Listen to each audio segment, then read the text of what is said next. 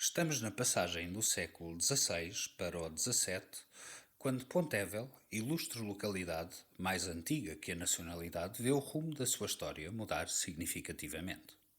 Apesar de já ter conquistado o seu estatuto no reinado de Dom Sancho I ao receber a sua primeira carta de foral, é apenas neste período que a sua importância se consolida, não apenas aos olhos do país, mas também aos olhos da Ordem de São João do Hospital, que tanto influenciou a história desta vila e da Igreja de Nossa Senhora de Purificação, que hoje nos propomos a visitar. Os olhos de outrora certamente não veriam tal templo da mesma forma que hoje o contemplamos. Isto deve-se não apenas ao facto da Igreja atual ser resultado de várias campanhas de intervenção e reconstrução, mas, sobretudo, à vontade de um importante homem que, na casa, mesmo aqui em frente, se fez instalar. Admitido em 1572 na Ordem de São João do Hospital, António Boto Pimentel acabaria por se tornar comendador desta ordem, numa época em que a importância desta localidade crescia face à sede da comenda, a Igreja de São João de Alporão, acabando por lhe retirar esse título e substituí-la enquanto sede. A sua presença neste templo, bem como da ordem que este representa, não passam despercebidas, tendo Boto Pimentel sido responsável pela mais importante campanha de obras da qual resulta a maior parte da estrutura atual da igreja. Em boa verdade, há muito pouco neste templo que passe despercebido, ainda que a fachada mendicante, posta a descoberto em 1944 e protagonizada pela estrutura de alvenaria, não nos dê logo essa primeira impressão. Caracterizada pelo espírito revivalista dessa época, a fachada destaca-se pela neomedievalidade e monumentalidade da torre sineira que a adoça, impondo-se sobre a paisagem mundana circundante, onde podemos observar o que outrora teriam sido as estruturas dos antigos celeiros e armazéns da comenda, bem como algumas casas nobres. Revelando semelhanças com a Torre das Cabaças, associada à Porta de Alporão em Santarém, a Torre Sineira de Pontevel é provavelmente mais antiga que a própria igreja e talvez até tenha sido desenhada para prestar funções defensivas e militares. Nela podemos encontrar uma marca de canteiro. As marcas de canteiro foram prática comum entre os mestres pedreiros, até ao século XV, que assinavam as pedras com o seu sinal, com o objetivo de registar o trabalho realizado por cada trabalhador, de forma a comprovar o pagamento merecido. Deixemos-nos agora surpreender pelo interior do templo ao atravessar o portal principal e o guarda-vento que o segue. Mas antes de entrarmos pela porta da direita, reparemos nas várias sepulturas com inscrições bastante desgastadas que temos aos nossos pés. Estas são, aliás, as primeiras de várias sepulturas que encontraremos ao longo desta visita, pelo que o convidamos a estar atento e a observar sempre este templo na sua totalidade. Entremos agora neste espaço religioso. Veja como o crente é automaticamente convidado a purificar-se na ancestral pia de água benta. Classificada como imóvel de interesse público em 1933, esta peça é, supostamente, a pia original que nos chega do século XVI, sendo a sua estética gótico-manuelina testemunho disso mesmo.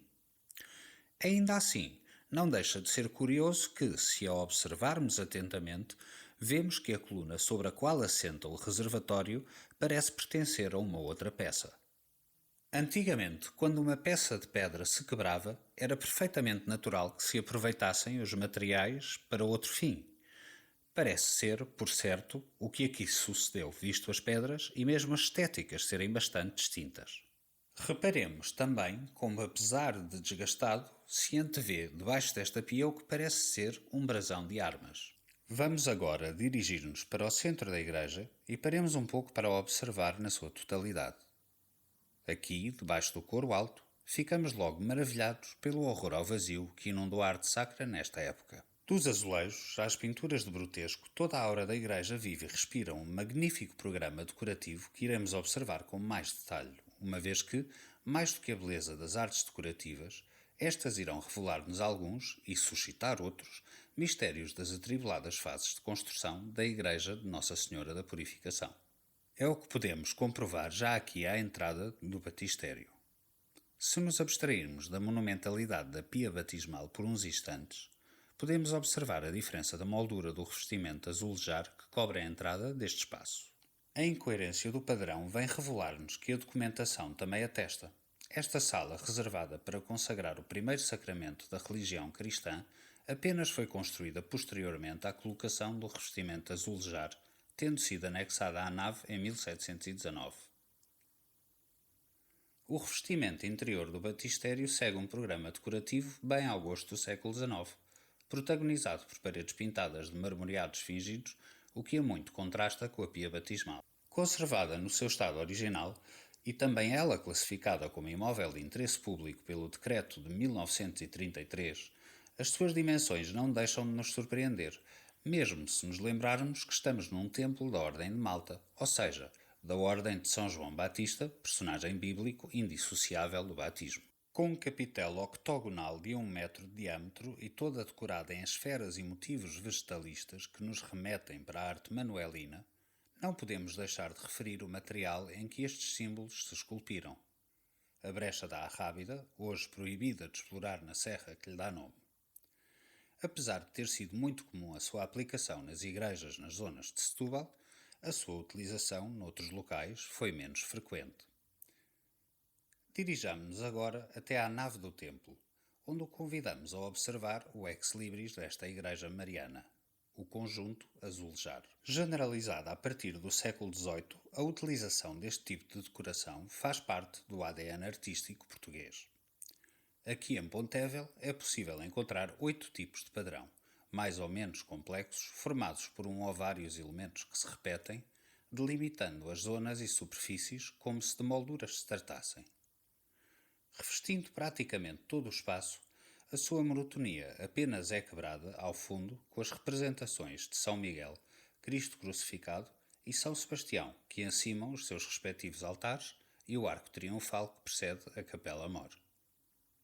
Mas antes de lá chegarmos, olhemos o teto da nave, datado como resultado das obras finais do século XIX, mais concretamente de 1866, é composto por uma cobertura de madeira ostentando no seu centro um escudo coroado da Ordem de Malta.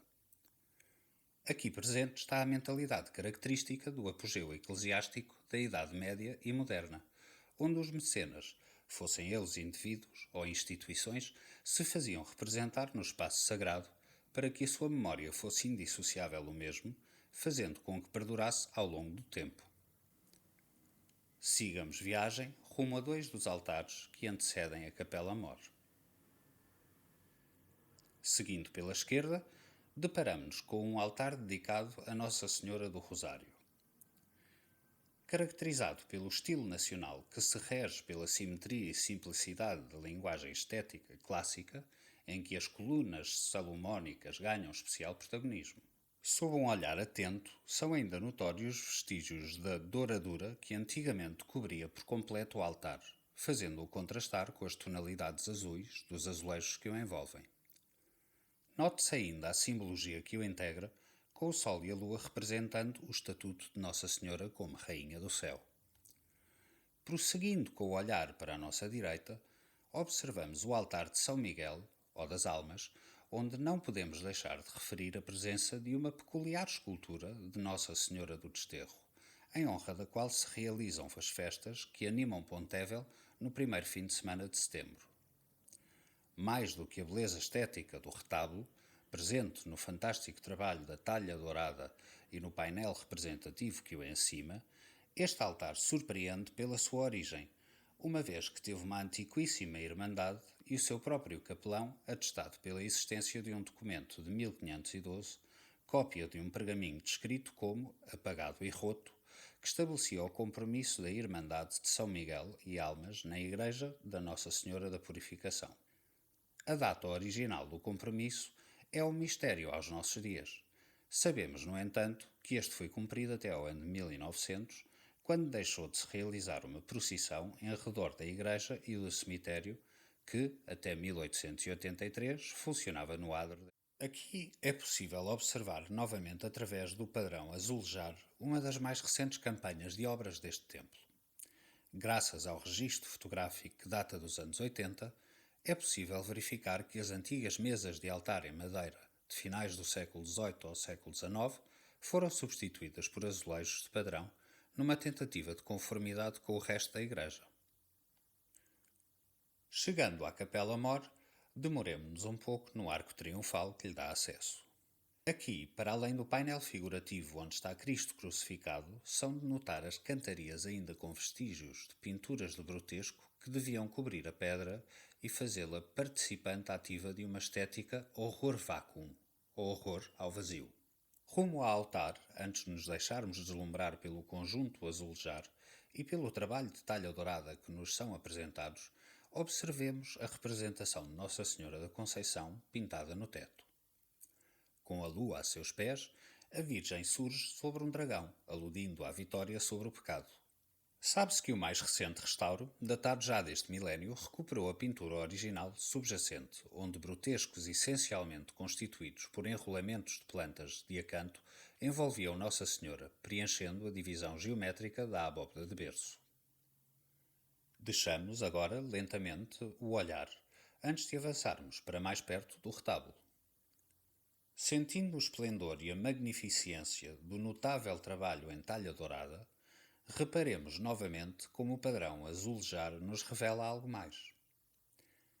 Em ambos os limites da estrutura do retábulo, existem incoerências na disposição dos elementos, principalmente no que toca às suas bordaduras, fazendo quase parecer que ali se abriam duas portas. À falta de documentação, deixamos apenas a curiosidade no ar e prosseguimos com o olhar ao nível do chão, onde se encontra sepultado o maior mecenas deste espaço sagrado, António Boto Pimentel. Falecido a 3 de novembro de 1614, o seu túmulo realça o brasão de armas da sua família, o escudo de 5 vieiras, ou conchas, símbolo que voltaremos a encontrar mais adiante na nossa visita. Aproximemo-nos então desta magnífica peça que compõe e adorna a Capela Mor. Ao estilo da época de Dom João V, inserem-se anjos, flores e frutas que habitam esta obra, mas igualmente pela falta de compartimentação, elemento característico do estilo nacional e clássico. Curvas e contracurvas anunciam agora um novo gosto quase barroco que a nível nacional se intitulará de estilo joanino em honra de Dom João V. Aqui, a exuberância substitui a simplicidade das formas, mas nunca esquece a beleza, coerência e simbologia características da arte sacra. Através de um olhar atento, podemos identificar alguns elementos cuja simbologia reforçava a mensagem católica e a fé do crente. As representações do Cordeiro, à esquerda, e do Sol, à direita, podem representar Jesus, Cordeiro místico, e Maria, Rainha do Céu, representada pelo Sol. Ao centro, uma coroa que relembrava que o rei era grão-mestre da Ordem de Malta. No sacrário, as espigas de trigo são um símbolo eucarístico alusivo ao pão, corpo de Cristo. As uvas, símbolo de religiosidade e renovação, aludindo ao sangue de Cristo. O vinho e o pão estão associados à Eucaristia. Assim como o pão representa o corpo, o vinho representa, na visão cristã, o sangue de Cristo, estando relacionados, assim, com a promessa de vida eterna e da presença perpétua de Cristo no mundo. Podem ainda encontrar-se 6 símbolos alusivos à paixão de Cristo: um martelo, pregos, alicate e outros. Na cartela ao alto, suspensa por anjos volantes, o símbolo da antiga tutela da paróquia, a Cruz de Malta, sobrepujada por uma coroa real, pois o rei de Portugal era o mestre das várias ordens. Também não podemos deixar de dar destaque à figura de São Jães, peculiar santo de culto tradicional em Portugal. Com uma ermida nomeada em sua honra, erguida no cimo da colina que separa as localidades de Pontevel e Val da Pinta, existe uma tradição local que se refere a disputas entre as duas populações. Já em 1874, contava Ascensão Valdés, na sua notícia histórica da vila, que ambas as localidades reclamavam a sua pertença. À sua ermida acorriam os doentes com secesões, a malária que tantas vezes atacava agentes da região, acreditando ter São Jães o poder de os curar. Para isso comiam migas temperadas com o azeite da sua candeia, depois de simularem que as davam a provar ao santo. A veracidade do mito é impossível de comprovar, mas a imagem pertence agora à Igreja da Nossa Senhora da Purificação. Encaminhamo-nos para a Sala-Museu, ou Casa da Irmandade do Santíssimo, que guarda e expõe algumas pinturas e esculturas que preencheram o espaço sagrado ao longo da sua história. Uma delas é exatamente a peça que devia completar o retábulo que acabamos de observar. Pintada por mão desconhecida, esta apresentação de Maria no templo é um tema típico nas igrejas dedicadas a Nossa Senhora. Baseia-se numa passagem dos Evangelhos apócrifos, aqueles que não foram incluídos na Bíblia, que retrata a entrada de Maria no templo em criança e a sua consagração a Deus. Outra peça que também não podemos deixar de destacar é São Damaso, pela peculiaridade da sua evocação nesta igreja.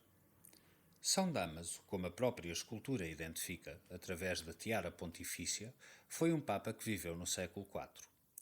Figura envolta em mistério, existe a crença de que possa ter nascido no norte de Portugal. Antes de sairmos desta sala, não podemos deixar de referir os quadros atribuídos à oficina de um pintor regional que conhecemos como Mestre da Romeira e identificado como Ambrósio Dias. Com a oficina em Santarém, este pintor enquadra-se num período rico da pintura portuguesa nos séculos XV e XVI, quando influências provenientes da Itália e de Flandres começam a inserir-se no meio artístico nacional. Regressando à Capela Mor e atravessando até à porta que se impõe à nossa frente, rumemos em direção à sacristia. De construção certamente posterior à da nave, convida à observação de mais 3 túmulos que passam rapidamente despercebidos quando o olhar se cruza com uma peculiar escultura de madeira policromada. De aura claramente maternal, a figura revela-nos o que pensamos ser Santa Ana ensinando Maria, demonstrando o caráter humano de Nossa Senhora, que também experienciou o período da juventude, tendo tido o apoio e amor de sua mãe. No nicho sobre o lávado, vemos uma pequena figura de Santa Luzia, cuja identidade podemos reconhecer graças ao par de olhos colocados na sua mão esquerda, aludindo ao seu martírio. Proveniente da capela na Nossa Senhora do Desterro, a escultura policromada parece ter carregado um outro elemento na sua mão direita, mas este, infelizmente, já não chegou até nós. Deixando a sala e passando, mais uma vez, pelo arco triunfal em direção à nave, viramos à esquerda até ao altar de Nossa Senhora da Purificação. Ainda que hoje dedicada à padroeira deste templo, este retábulo tem no topo um painel de azulejos com a apresentação de São Sebastião e sabemos que albergou também o Calvário que hoje se encontra no altar-mor. Aqui mesmo ao lado, separada do corpo central da igreja por uma teia de madeira, encontramos a Capela do Santíssimo Sacramento, também conhecida como Capela dos Negrões, por aqui estarem sepultados os seus fundadores, Álvaro Ianes Negrão e sua mulher, Maria Pires, cuja disposição testamentária em 1522 deu origem à construção desta capela. Com alusões a Jesus, como Cordeiro de Deus, e à Ordem de Malta, sabemos ter sido remodelada em 1866, ano em que a passagem para a sacristia foi aberta através da Casa dos Ossos e se fechou a passagem para o púlpito e coro alto que por aqui se faziam. Continuando a seguir pelo corredor central do templo, demos agora atenção ao púlpito que se ergue a meio da nave, encimado pela vieira, protagonista no brasão do comendador, revela um passado preenchido de brutescos que hoje já não nos chegam no seu esplendor máximo. A título de curiosidade, deixamos no ar o mistério da sua semelhança com os púlpitos da Ereira, que dependia de Pontevel, e da Espiçandeira, em Alenquer. Nesta igreja da freguesia de Meca, onde se encontra o túmulo de quem queremos ser o irmão de António Boto Pimentel, Frei João Boto Pimentel, a vieira ganha também protagonismo no remate do nicho do altar-mor. De volta à nossa visita. Engraçado será reparar numa disposição do espaço religioso distinta daquela que hoje percorremos, uma vez que, virando costas a este lugar, onde antigamente o sacerdote pregava o seu sermão, se encontra também uma outra porta de acesso que ostenta uma pequena pia de água benta embutida na parede. Não poderíamos, todavia, terminar esta visita sem reparar no coro alto. Estrutura protegida por uma balaustrada de madeira e assente em colunas dóricas, que se sabe ter albergado outrora um órgão de tubos oferecido por Domingos Leite Craveiro após ter sido admitido na Irmandade do Santíssimo, Irmandade esta cuja presença, como já foi referido, foi bastante importante para este templo. Chegados agora ao fim da nossa visita, e sabendo que nunca teremos a oportunidade de ver a Igreja com os olhos de Boto Pimentel, ou mesmo dos seus descendentes mais próximos, não podemos deixar de fazer um convite à reflexão e à imaginação. Ainda que seja incerta a data da colocação dos azulejos, ou mesmo não sabendo de quem terá partido a iniciativa de os colocar, a certeza de que os grotescos que adornam as cantarias de mármore existiam à época do Comendador é quase absoluta.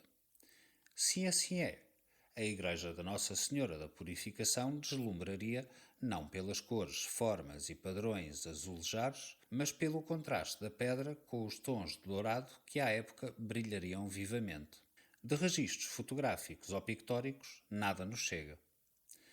Todavia, a beleza da história e da arte, bem como do estudo do nosso património, é conseguir transportar-nos para um tempo que não é o nosso, mas que não deixa de nos fascinar.